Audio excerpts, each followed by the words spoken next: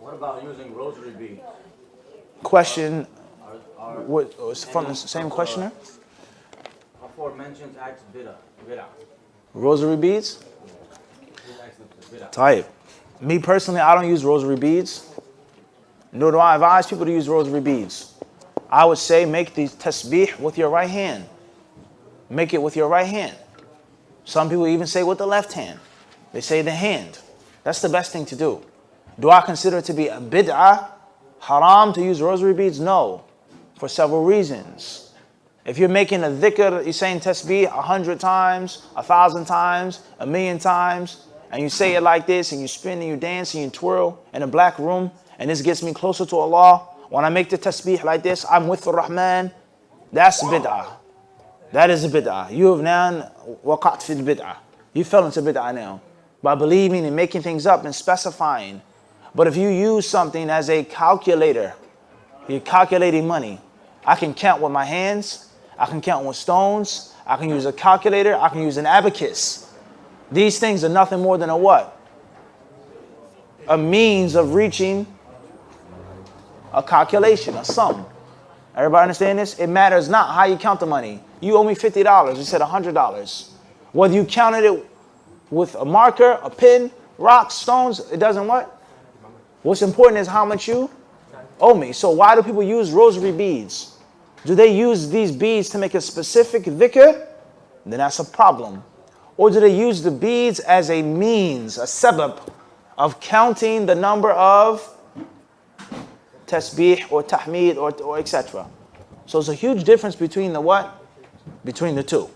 Between what is being made up and innovated, and between the means of doing something which is from the sunnah. So therefore, I don't consider rosary beads to be a bid'ah. Just like many ulama of the past don't consider them to be a bid'ah. Rather, you find some narrations of some of the sahaba and some of the tabi'een and some of the ulama of the past. They had strings, they had ropes. You find these narrations. So to say that it's a bid'ah, I don't necessarily agree with that. Some people say that it is. And some of the ulama, they explain that it's permissible to use the rosary beads and there's nothing wrong with them. My personal preference, my personal advice is not to what? Use them. The big problem is, and why I'm answering a question like this, is that because we have an understanding and a practice of severe immaturity. Severe immaturity. A person has a little bit of knowledge. He studied overseas, if he's even studied overseas for a little bit of time, and he takes these different sporadic issues, these masail fiqhiyah, these far'iyat, witr, qunut, moving the finger, hands on the chest, hands beneath the chest, and he takes these issues and he makes them the core upon which he shows love and upon which he shows hatred. They say there's a sadaqah box in the masjid. It's a bid'ah to have a sadaqah box. So the masjid is upon batil. What is this? What is the difference between a person putting money in a box and the hadith in which they put the money in front of the Prophet ﷺ? It's a means of collecting and gathering. Are we worshiping the sadaqah box? Are we saying that the sadaqah box has a greater reward as it gets us closer to Allah? It's 100 times. That's bid'ah, ya akhi. Not a worldly means like this what? Microphone. Did the Prophet have a microphone? Did the Salaf have a microphone? So it's a what? Linguistically, it's a what? It's a bid'ah. It's a novelty. It's an innovation. What's the difference between me speaking in the microphone and me saying, hey, can you hear me in the back? I'm amplifying my what? There's no difference. Everybody clear on this or not? And the same applies to rosary beads and other things. And even if it was a bid'ah to have rosary beads or to have a sadaqah box, that is an issue and a reason behind you making your love and your hatred based thereupon. Your wala and your bara is based off of this masail of ijtihad. It's stupidity. And this is something that has befallen many, many people. Scholars, students, and du'at. And at the bottom of the totem pole, the lowest of the low, is the general 9 to 5 sheeple that have been fed this poison. He's a Salafi because you have this and you have that. You're not Salafi because such and such and such and such. And this is a bid'ah, and that's a bid'ah, and everything's a bid'ah. They can't even recite alif, ba, ta.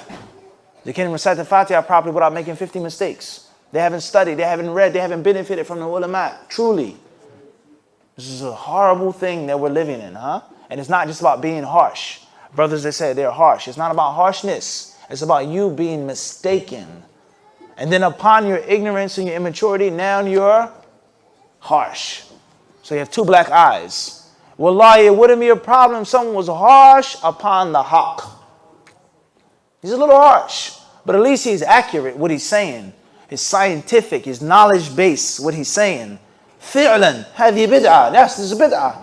Taqillah ya akhi, this is haram, you can't do this. And this is the clear-cut dalil from Kitab, Sunnah, and Ijma'. It's not as bad as someone who's mistaken, saying that you have to put your hands on your chest. You have to do this, you have to do that. And read the kalam of Imam Ahmad, read the kalam of this one, with this Sahaba did, so on and so forth. It's like night and day. So a person doesn't have sufficient knowledge, they have inadequate knowledge, they have scholastic immaturity, and they're harsh and fanatical and hasty, and they have overkill. Khalas, yani, who's going to come to the Sunnah now? Who wants to learn the Sunnah? Who wants to be upon the Sunnah? This is the times in which we live.